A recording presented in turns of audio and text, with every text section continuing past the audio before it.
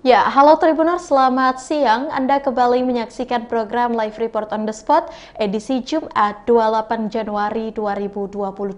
Tentu saja siang ini kami akan menyajikan informasi menarik, berita faktual yang akan dilaporkan secara langsung oleh reporter Tribun Timur dari berbagai daerah. Bersama saya Kinan Aulia, inilah Live Report on the Spot selengkapnya. Baik, terima kasih. Informasi pertama kita beralih ke Kota Makassar, di mana minyak goreng langka. Apa penyebabnya? Imbauan pemerintah untuk tidak melakukan panic buying akibat penurunan harga minyak goreng sepertinya tak mempan, di mana pemberlakuan satu pelanggan untuk 2 liter per hari juga tak diperdulikan masyarakat. Di samping itu, pihak retail juga tidak melakukan pengetatan kepada masyarakat. Akibatnya, minyak goreng di swalayan maupun retail mulai langka. Salah satu masyarakat Hasrawati mengeluhkan kelangkaan tersebut. Ia mengaku telah mengunjungi beberapa supermarket untuk mencari minyak goreng, hanya saja stok selalu habis. Menanggapi hal tersebut, Kepala Dinas Perdagangan Kota Makassar, Arlin Arista, mengatakan berdasarkan temuan di lapangan banyak masyarakat yang memborong minyak di toko retail maupun swalayan. Untuk informasi lebih lengkapnya, kita sudah terhubung dengan rekan Siti Aminah. Halo, selamat siang rekan Ami. Baik, selamat siang rekan Kinan. Bisa Anda jelaskan apa sebenarnya yang menyebabkan kelangkaan minyak goreng?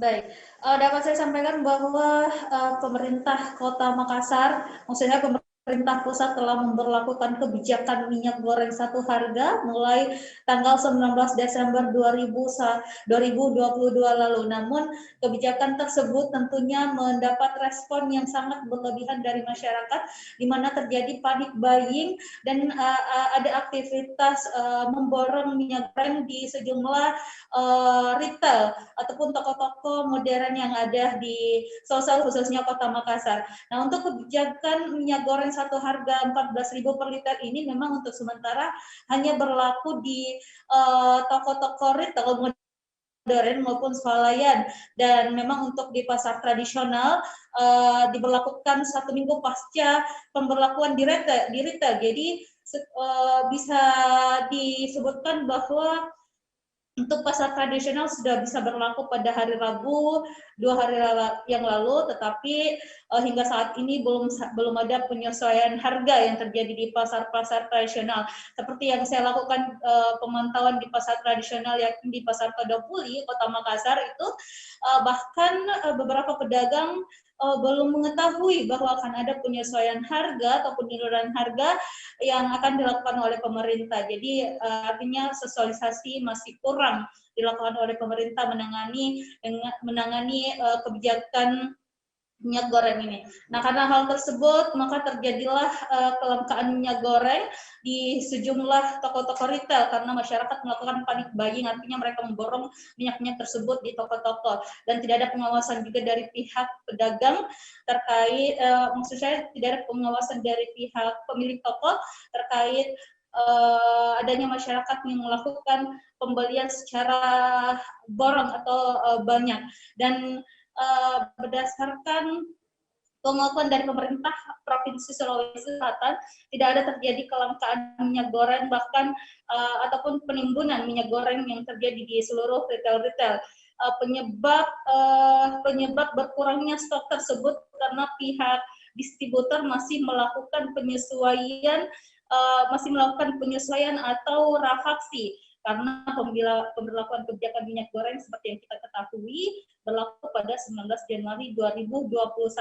Nah, pada saat itu pula para distributor baru melakukan penyesuaian dengan menarik stok-stok lama yang ada di retail maupun swalayan. Jadi stok lama yang harganya 20-an ribu per liter itu ditarik terlebih dahulu, dilakukan penyesuaian, kemudian nantinya akan dikembalikan ke masing-masing toko agar bisa memberlakukan harga 14.000 per liternya. Kinan. Ya, baik. Lantas apa solusi pemerintah kota dalam menanggapi hal tersebut? Rekan Ami. Baik, untuk itu menanggapi adanya keluhan warga terkait kelangkaan minyak goreng, pemerintah Provinsi Sulawesi Selatan telah melakukan pertemuan pada pagi tadi bersama dengan pemerintah Kota Makassar dan juga pihak kepolisian mengajak juga para distributor maupun asosiasi retail yang ada di Sulawesi Selatan. Jadi pertemuan tadi membahas terkait kebijakan ataupun penyediaan minyak goreng di sejumlah retail dan pasar tradisional tentunya. Dan hasilnya pemerintah Provinsi Sulawesi Selatan memberikan kebijakan kepada para distributor untuk melakukan penyesuaian atau rafaksi hingga tanggal 31 Januari 2021, artinya pada tanggal 2022 maksud saya, artinya pada tanggal 1 Februari 2022 mendatang seluruh pihak toko maupun pasar tradisional sudah harus memberlakukan harga minyak goreng yang 14.000 per liternya. Baik, sampai kapan subsidi minyak goreng satu harga akan berlaku? Baik, untuk subsidi minyak goreng satu harga 14.000 per liter ini nantinya akan berlaku selama 6 bulan ke depan. Jadi pemerintah pusat melakukan subsidi untuk mengatasi kelangkaan minyak goreng yang terjadi sudah lama ini sejak tahun 2021 karena memang bahan dasarnya yang mengalami kelangkaan. Jadi nantinya pemerintah akan memperlakukan subsidi ini selama 6 bulan ke depan. Dan pihak pemerintah Provinsi Sulawesi Selatan juga mengimbau masyarakat agar tidak melakukan panic buying atau kegiatan memborong minyak goreng di retail-retail maupun di pasar tradisional nanti ketika diberlakukan pada 1 Februari mendatang. Dan Kepala Dinas Perdagangan Provinsi Sulawesi Selatan juga menegaskan bahwa pemerintah pusat mengeluarkan 250 juta liter untuk kebutuhan selama 6 bulan ke depan minyak goreng. Jadi artinya pemerintah menyiapkan 1,5 miliar untuk seluruh masyarakat Indonesia dalam rangka mensubsidi minyak goreng yang mengalami kelangkaan ini. Kinan. Ya, baik rekan Ami, terima kasih untuk informasi Anda. Selanjutnya Tribuners, kita akan menyaksikan hasil wawancara langsung yang telah dihimpun oleh wartawan kami bersama dengan Kepala Dinas Perdagangan Sulawesi Selatan, ada Bapak Ashari Fasiri Rajamilo, dan dilanjutkan oleh Kepala Dinas Perdagangan Kota Makassar, ada Bapak Arlin Arista. Berikut liputannya untuk Anda. Masyarakat yang ada panik, jangan ada panik buying terkait dengan minyak goreng ini. Program pemerintah ini sampai dengan 6 bulan ke depan, dan setiap bulannya pemerintah mengeluarkan 250 juta liter 250 juta liter setiap bulannya untuk kebutuhan masyarakat sampai dengan 6 bulan ke depan. Artinya pemerintah menyiapkan 1,5 miliar liter untuk seluruh masyarakat di seluruh Indonesia termasuk Sulawesi Selatan. Oleh sebab itu kami berharap, kami menghimbau kepada seluruh masyarakat untuk tidak usah ada yang panik, Pak. Kenapa seperti begini? Karena mungkin ada yang panik. Dan tadi kan sudah berjanji, Aprindo sudah berjanji, Center 88 mengatakan bahwa tidak akan ada lagi kondisi-kondisi seperti itu ke depan. Itu jaminan dari beliau. Kita juga ini sudah menandatangani fakta integritas. Ada 5 poin fakta integritas itu, salah satu poin di dalamnya mengatakan bahwa terhitung mulai hari ini semua barang yang sudah diretakan itu yang dihitung selisih harganya itu sudah dikembalikan kepada pasar. Ada juga dari Wilmar ini ada kesepakatan sudah melaksanakan semuanya, dan memang dalam kurun waktu beberapa hari kemarin ini para pihak distributor ini bukan ada penimbunan, tidak ada, tetapi mereka semua meretan barangnya untuk bagaimana agar supaya kita lakukan rapaksi sesuai dengan kebijakan pemerintah. Jadi tadi kita sudah sepakat, insya Allah terhitung mulai hari ini kita semua sepakat untuk para pihak distributor ini melemparkan barangnya, akan mengirim barangnya kembali kepada pihak pengecer. Itu kesepakatan kami bersama tadi, terhitung mulai hari ini insya Allah. Mereka semua sudah sepakat dan mereka semua sudah menghitung jumlah barang yang telah di PO-kan, Pak ya? Itu seperti begitu. Ini kami Dinas Perdagangan Kota Makassar melakukan pemantauan di pasar tradisional bahwa masih ada pemberlakuan atau harga minyak goreng kita belum melakukan penyesuaian. Bersamaan dengan itu, hari ini kita juga melakukan pertemuan dengan para distributor, asosiasi pengusaha retail dan pengusaha-pengusaha retail itu sendiri terkait pelaksanaan kebijakan minyak goreng satu harga ini. Maka kita sepakati bahwa pelaksanaan ini harus segera ditindaklanjuti penyusuan terhadap harga tersebut per hari ini. Distributor diminta untuk melakukan suplai barang ke toko-toko maupun ke pasar tradisional sesuai dengan kebijakan harga 14.000. Demikian juga pasar atau toko diwajibkan untuk menjual dengan harga 14.000. Ini permintaan distributor bahwa mereka akan mendrop kepada toko maupun pedagang apabila mereka juga berkomitmen untuk menjual barangnya dengan harga 14.000. Untuk penyesuaian sampai kapan, Pak? Ini berjalan. Tadi diminta ke distributor untuk mensuplai barangnya mulai hari ini, dan kebijakan refraksi ataupun penyesuaian harga dari pemerintah kepada para produsen maupun distributor ini dibatasi sampai 31 Januari. Jadi per 1 Februari tidak ada lagi refraksi atau penyesuaian harga yang sudah beredar barang-barang di para pedagang maupun di toko-toko retail tersebut. Pak, untuk di toko-toko sendiri masyarakat banyak yang mengeluhkan kelangkaan. Nah, itu sebenarnya faktornya, penyebabnya apa, Pak? Kembali kita sampaikan, yang pertama pola konsumsi masyarakat untuk mengatur pola pembelanjaan sesuai kebutuhan. Kedua, memang ada penyesuaian stok yang didistribusikan toko-toko. Itu ada penyesuaian jumlah stok yang didistribusikan, mengingat ini penyesuaian stok barang, stok lama dengan stok baru. Ini harganya harus disesuaikan, jadi distributor juga mengatur suplainya ke toko-toko maupun ke pedagang. Soal suplai saja, Pak, ya? Ya, tapi tadi kita sudah sepakati bersama, sama-sama bertanda tangan dalam satu fakta integritas bahwa persoalan refraksi atau penyesuaian harga ini sudah selesai. Dugaan adanya penimbunan, Pak, mungkin bisa dijelaskan terkait itu. Penimbunan tidak ada. Penimbunan itu tidak ada. Semuanya hanya melakukan penyesuaian barang itu ada di gudang, itu dilakukan penyesuaian harga. Dilaporkan dulu, mereka melaporkan berapa stok mereka yang sebelum tanggal 19, sehingga itu dapat pada saat dijual dengan harga 14, para pedagang maupun distributor ini tidak mengalami kerugian. Ini menjadi perhatian kita juga. Ya, itu tadi hasil wawancara yang telah dihimpun oleh reporter kami, dan terima kasih rekan Siti Aminah yang langsung melaporkan dari Kota Makassar untuk laporan Anda, dan selamat bertugas kembali. Ya, baik Tribuners, kita melangkah ke informasi berikutnya. Jangan kemana-mana, seusai jeda berikut.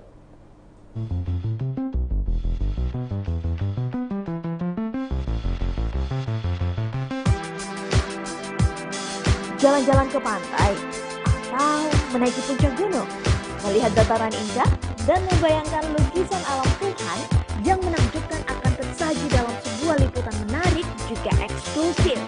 Ikuti perjalanan saya menuju destinasi paling epik di Sulawesi Selatan, hanya di Wisata Virtual Tribuners.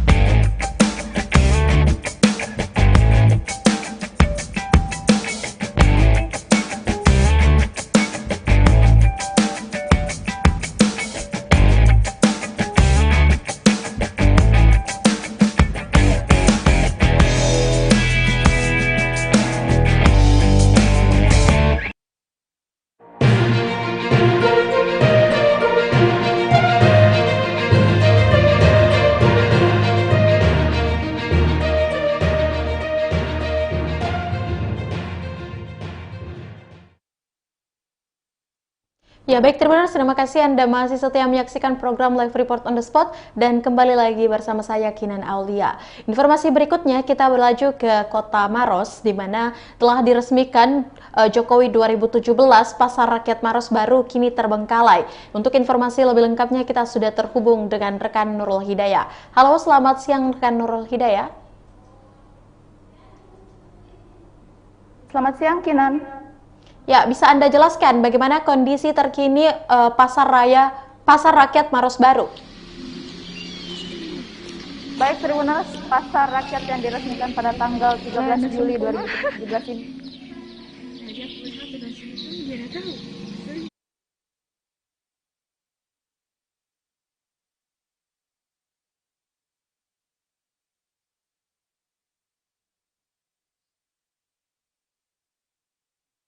Untuk fasilitasnya pun beberapa sudah rusak, beberapa pintu los kios dan juga lapak ini sudah hilang Tribuners, entah dirusaki oleh siapa.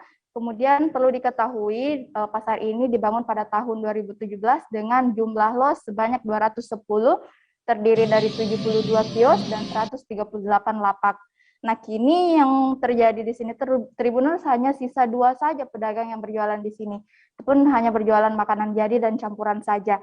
Nah, sebelumnya saat diresmikan, pasar ini sempat berfungsi selama 5 bulan. Namun setelah 5 bulan tersebut, nyatanya antusiasme masyarakat untuk berbelanja di lokasi ini tidak sebesar pasar-pasar lainnya, sehingga satu persatu pedagang pun mulai gulung tikar dan mencari lokasi baru untuk berjualan. Kinan? Ya, apa yang menyebabkan pasar ini sampai terbengkalai dan hanya 5 bulan dipakai untuk masyarakat sekitar Maros?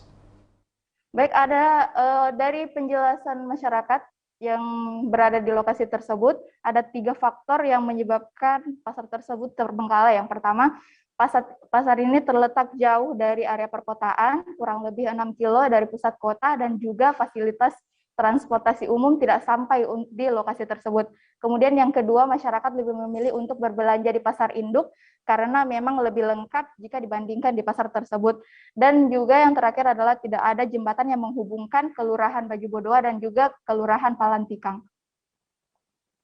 Oke, baik. Sampai saat ini langkah apa yang akan diambil oleh pemerintah Kabupaten Maros terkait dengan pasar rakyat yang terbengkalai ini? Baik, untuk langkah yang akan diambil oleh pemerintah Kabupaten Maros ini rencananya akan mengalihfungsikan pasar tersebut menjadi ada 2 opsi Tribuners. Yang pertama akan dijadikan pasar hobi dan juga pelelangan ikan. Namun kemungkinan ini akan dijadikan pelelangan ikan karena lokasinya yang berdekatan dengan sungai ini memudahkan pemilik kapal ikan untuk menurunkan muatannya di pasar tersebut. Kemudian jika memang nantinya pasar ini jadi dialihfungsikan menjadi pelelangan ikan, akan dibangun fasilitas baru seperti dermaga dan juga akan dilakukan rekayasa lalu lintas sehingga transportasi umum bisa masuk di daerah tersebut, dan juga yang terakhir akan ada penambahan fasilitas air dan juga listrik di pasar ini. Ya, baik rekan Nurul Hidayah untuk informasi Anda yang telah Anda sampaikan. Selanjutnya Tribuners, kita akan menyaksikan hasil wawancara langsung yang telah dihimpun oleh reporter kami bersama dengan Ansar selaku warga dan dilanjutkan oleh Bapak Towadeng selaku Kadis Koperasi UMKM dan Perdagangan. Berikut liputannya untuk Anda. Oke. Pak, bagaimana tanggapan Bapak terkait pasar data yang sekarang sudah terbengkalai, Pak? Baik, terima kasih. Terkait menyangkut pasar data, dapat kami jelaskan bahwa insya Allah dalam waktu dekat akan ada upaya dari kami untuk intervensi secara langsung. Usulan alternatif yang kami sudah susun untuk diajukan ke pimpinan ada 2 opsi. Yang pertama, perencanaannya adalah kita mau coba merangsang para pedagang dengan mendorong atau mengalokasikan para pedagang-pedagang tematik pasar hobi maupun pasar malam untuk jadikan lokasi di sana. Supaya kita mancing.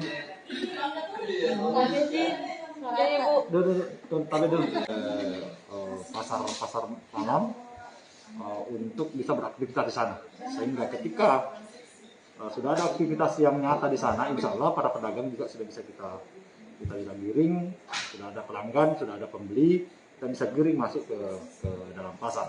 Itu alternatif pertama. Untuk alternatif berikut adalah dalam sebagaimana kita ketahui sekarang ini pelelangan ikan juga sudah sangat padat dan full. Sehingga opsi yang kedua adalah kami berencana untuk apabila skenario yang pertama ini tidak disetujui ataupun tidak mendapat respon dari pimpinan, opsi keduanya adalah dijadikan pelelangan ikan. Tetapi memang sebelumnya kita harus penuhi dulu sarana dan prasarana yang ada di sana, yang termasuk tempat sandar perahu, paling minimal dermaga sandaran perahu dari bisu lantaran sungai itu untuk lalu lintas ikan. Sudah tidak difungsikan ya? Ini difungsikan tapi kan tidak maksimal. Ada 2 penjual setiap hari Senin, Kamis, dan Sabtu. Itu kenapa Pak? Ya mungkin karena banyak pedagang di sini tuh berjualan di pasar lain. Dan hari pasarnya sama dengan pasar di Maros, Senin, Kamis, dan Sabtu. Ada berapa pedagang Pak di sini? Dulu ada lebih 200-an pedagang. Sekarang Tinggal 2 pedagang. itu jualan apa di sini Pak? Dia jualan campuran. Campuran sama? Ini juga ada jualan makanan. Pak, ini kan banyak sekali los di sini ya Pak. Apakah oleh masyarakat sekitar dipergunakan untuk menyimpan barang atau bagaimana Pak? Dulu ada yang menyimpan barang, tetapi karena tidak ada keamanannya, banyak juga anak-anak dari luar membongkar itu pemilik kios. Jadi sekarang sudah diambil semua barangnya sama pemiliknya. Tadi ada pupuk di sana Pak, itu milik warga sini ya? Milik warga, dia fungsikan untuk menyimpan barang karena kan daripada dia simpan di luar, itu bukan sebenarnya peruntukannya, tetapi memanfaatkan saja untuk sementara. Pak, sudah berapa lama ini terbengkalai? Ini kurang lebih 4 tahunan. 4 tahun ya? Iya. Tahun 2017 ya Pak? Iya. Ini ramai di era waktu kunjungannya Pak Jokowi. Pak Jokowi ya? Ini setelah peresmian Pak Jokowi, mungkin sekitar 5 bulanan tidak berfungsi lagi. Satu persatu pedagang sudah tinggalkan. Karena ya pembeli juga kurang. Karena akses transportasi juga ini yang perlu diperhatikan. Kalau jarak Maros kota ke sini berapa sih Pak? Kurang lebih 5 kilo. 5 kilo ya, itu tidak ada kendaraan umum sama sekali yang ke sini? Tidak ada. Jadi masyarakat lebih memilih keluar ya Pak? Iya. Padahal di sini kalau ini dimaksimalkan, ya 3 kecamatan. Ya, baik, itulah tadi hasil wawancara dari Ansar dari warga Kota Maros dan dilanjutkan oleh Bapak Towadeng selaku Kadis Koperasi UMKM dan Perdagangan Kota Maros. Dan terima kasih rekan Nurul Hidayah untuk informasi Anda langsung dari Maros dan selamat bertugas kembali. Baik, Tribuners, kita melangkah ke informasi berikutnya. Kejari palsu beraksi di Toraja minta uang pejabat seusai jeda berikut.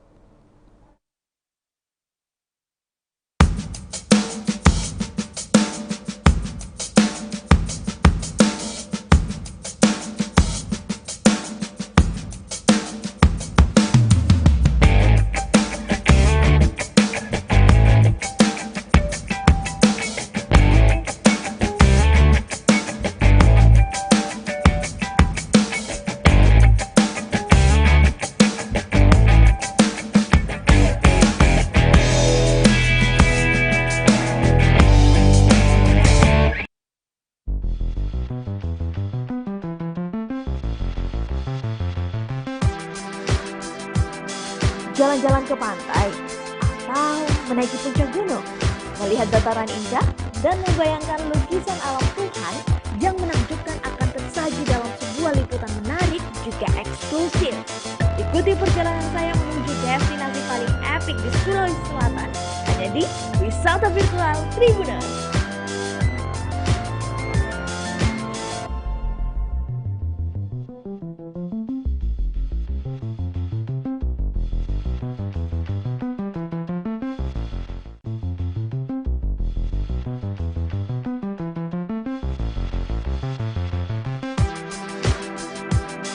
Jalan-jalan ke pantai atau menaiki puncak gunung, melihat dataran indah dan membayangkan lukisan alam Tuhan yang menakjubkan akan tersaji dalam sebuah liputan menarik juga eksklusif. Ikuti perjalanan saya menuju destinasi paling epik di Sulawesi Selatan, hanya di Wisata Virtual Tribuners.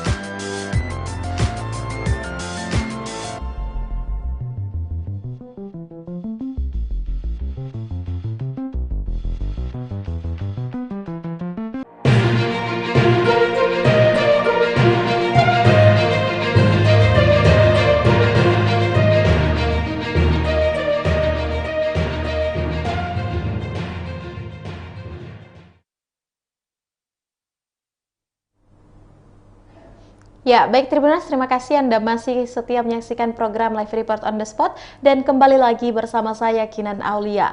Informasi berikutnya berasal dari Toraja, di mana Kajari palsu beraksi di Toraja minta uang pejabat.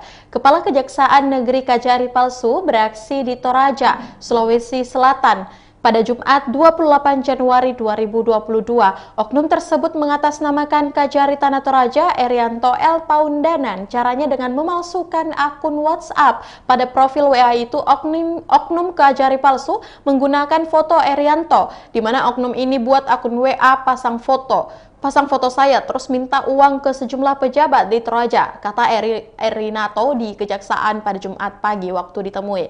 Ulah oknum tersebut tentu sangat meresahkan, apalagi dua orang korban, yakni Kepala Dinas Pertanian Tanah Toraja.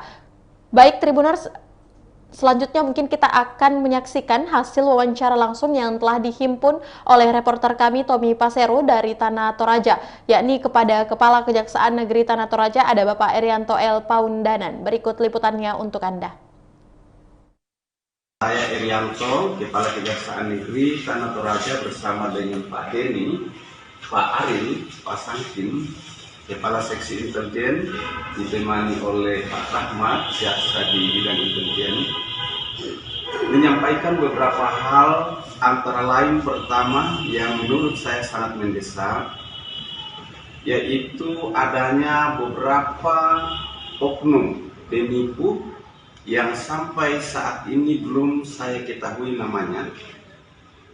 Penipu itu dengan modus menghubungi beberapa pejabat, termasuk kepala dinas, kepala sekolah, kepala lembang, dengan modus membuat foto saya menjadi foto profilnya dalam WA, kemudian menghubungi pejabat-pejabat tersebut untuk meminta uang. Nah, sangat disayangkan, saya mendapat informasi dari intelijen. Pertama, di bulan ini juga, tanggalnya saya lupa, Kepala SMK Negeri Toraja Utara dihubungi dan meminta uang 25 juta. Saya belum jelas apakah uang sudah ditransfer atau tidak. Kemudian yang kedua, pada tanggal 24 Januari, saya mendapat informasi dari Kepala Dinas Pertanian Toraja Utara yang menginformasikan bahwa penipu yang sama diminta uang 25 juta kepada Kepala Dinas, dan sangat disayangkan seorang Kepala Dinas, saya pikir seorang yang memiliki pengetahuan yang bagus, tetapi mau ditipu oleh orang yang mengaku Kepala Kejaksaan Negeri dan langsung mengirimkan uang sebanyak 25 juta. Bukti transfer, bukti pengiriman ada di kami. Kemudian dalam beberapa kegiatan musrembang, hal itu saya sudah umumkan kepada seluruh pejabat yang hadir dan Kepala Lembang bahwa jangan sampai ada yang ditipu oleh penipu yang mengaku atas nama Kepala Kejaksaan Negeri. Tetapi sangat disayangkan kemarin di Musrembang di Rembon menyampaikan hal itu. Namun sementara dalam perjalanan saya dari Rembon, saya dapat informasi lagi bahwa Kepala SMA di Bituang, SMK atau SMA di Bituang dimintai juga uang lewat telepon sebesar 25 juta. Namun saya salut Kepala SMA di Bituang, dia melakukan konfirmasi kepada salah satu staf saya, Elin, sekretaris saya, dan Elin menyampaikan ke bapaknya karena bapaknya sementara satu mobil dengan saya. Dan respon saya supaya memberitahu bahwa itu adalah penipu dan Kepala SMK Bituang, SMA Bituang tidak tertipu. Dan malam kemarin adik-adik saya dari bidang intelijen menyampaikan lagi bahwa ada lagi beberapa kepala Lembang yang dihubungi oleh penipu tersebut dengan modus yang sama, yaitu mencoba meminta uang. Nah, berkaitan dengan itu, dengan segala hormat, saya mohon kepada Bapak dan Ibu dari media, adik-adikku semua, karena saya lihat masih muda semua, saya minta hal ini diinformasikan kepada masyarakat lewat medianya bahwa kalau ada orang yang mencoba mengatasnamakan Kepala Kejaksaan Negeri Tanah Toraja atau pegawai Kejaksaan Negeri Tanah Toraja untuk meminta uang atau meminta sesuatu, tolong jangan diterima, tolong jangan direspon, dan kalau perlu segera lapor kepada pihak yang berwajib. Ya, itulah tadi hasil wawancara bersama dengan Kepala Kejaksaan Negeri Tanah Toraja, ada Bapak Rianto L. Penundaan. Dan terima kasih untuk informasi Anda, rekan Tommy Pasero, langsung dari Tanah Toraja, dan selamat bertugas kembali. Ya, baik, Tribuners, informasi tadi menutup perjumpaan kita pada hari ini. Jangan lupa untuk terus menyaksikan program Live Report on the Spot setiap harinya pukul 14.00 hanya di kanal YouTube dan Facebook Tribun Timur. Dan saya juga mengingatkan kepada Tribuners untuk selalu menjaga protokol kesehatan dan jangan lupa melakukan vaksinasi. Saya Kinan Aulia, mewakili kru yang bekerja pamit. Terima kasih dan sampai jumpa.